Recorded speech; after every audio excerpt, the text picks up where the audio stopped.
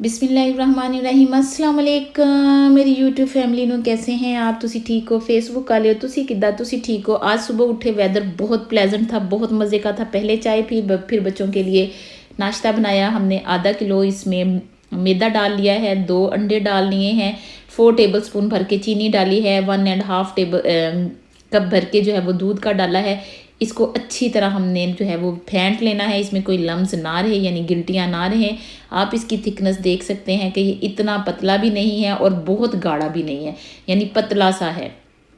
तो इसको इस तरह फैला लेना है। पैन को गर्म कर लिया था हमने। आपने पैन के ऊपर पहले ऑयल नहीं लगाना, बस इसको फैलाना। इसके ऊपर ऑयल डाल दिया है, 1 टेबल स्पून भर के ऑयल डाल दिया। साइडों से आप पहले इसको इस तरह उखाड़ लें, फिर इसको पलट दें। दोनों तरफ से आप लोगों ने ऑयल लगाकर इसको पका लेना है। जब एक तरफ से बन जाए फिर दूसरी तरफ इसको पलट दें।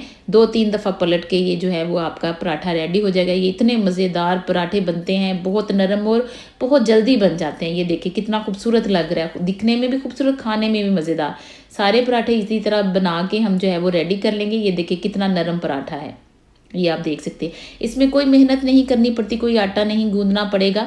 आप लोग लिक्विड डो से ये पराठे इतने सारे जल्दी से तैयार कर लेंगे। फिर इसके बाद नाश्ता देने के बाद फिर हम चले गए थोड़ी शॉपिंग करने बच्चों के लिए। कुछ हमें शर्ट्स चाहिए थी, फिर हम शॉपिंग करने आ गए। एक तो मौसम भी बहुत अच्छा था। ये देखिए ये कितना अच्छा कलर है, ऑरेंज कलर है, बहुत खूबसूरत है। हमें ये इतनी पसंद जर्सी आई, बहुत आई। लेकिन यहाँ का मसला ये है कि यहाँ पर ज़्यादातर जो स्टफ़ होता है उसके गले इतने बड़े बड़े और खुले होते हैं।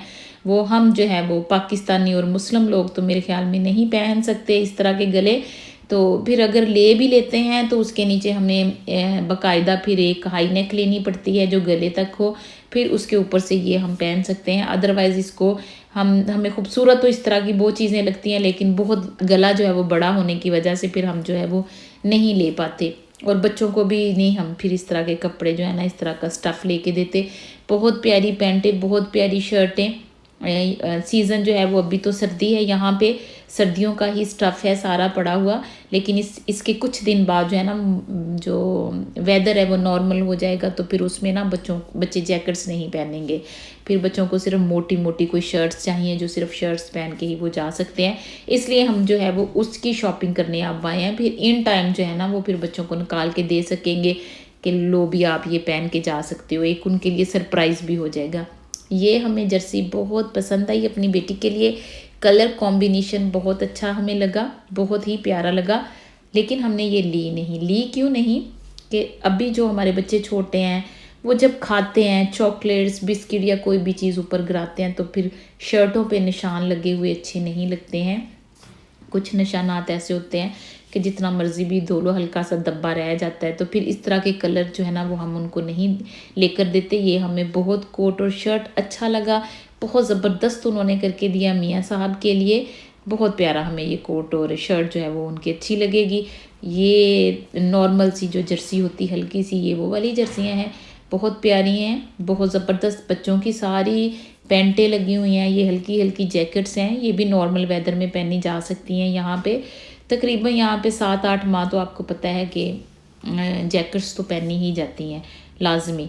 तो ये शर्ट्स इसमें से हमने लिए हैं। बच्चों की जो मोटा स्टफ़ पहनना है ना उन्होंने, तो उसके नीचे से जो अंडर गारमेंट्स पहनी उन्होंने, शर्टें पहनी जो बनियाने हम कहते हैं, तो उनके लिए फिर हम इस तरह की शर्टें लेते हैं नीचे से फुल बाजू वाली पहनने के लिए। फिर ऊपर से कोई मोटी जो है वो स्टफ़ वाली शर्ट ले लेते हैं ताकि वो जो है वो पहन सके। फिर इसमें से हमने उनकी शर्टें ख़रीदी हैं और साथ में फिर हमने उनकी मोटी वाली शर्टें ख़रीदी। हम आपको एक या तो नेक्स्ट वीडियो में दिखाएंगे, इसी में भी कुछ दिखा देते हैं। यहाँ पर पेमेंट करने के लिए लाइन में लगना पड़ता है अगर रश हो। जब बारी आएगी तो आप लोगों की आप पेमेंट करके अपनी चीज़ ले सकते हैं। यहाँ पे एक और बड़ी बात है कि आप अपना ही जो बैग है वो लेके आओगे, कीस लेके आओगे, शापर लेके उसमें चीज़ डाल के लेके जाओगे। पूरे यहाँ पे यूरोप में यही रूल है, आपको वो शापर नहीं देंगे। अगर आप उनका शापर लोगे तो आपको उसकी पेमेंट करनी पड़ेगी लहदा से। और पाकिस्तान में देख लो कितने फ़ायदे हैं, फ्री में शापर मिलता है वहाँ से, है ना। फिर घर आए, घर आके फिर चाय बनाई, चाय बना के फिर हम जब भी कहीं से भी बाहर से वापस आते हैं हमारे आते हुए चाय बनी होनी चाहिए।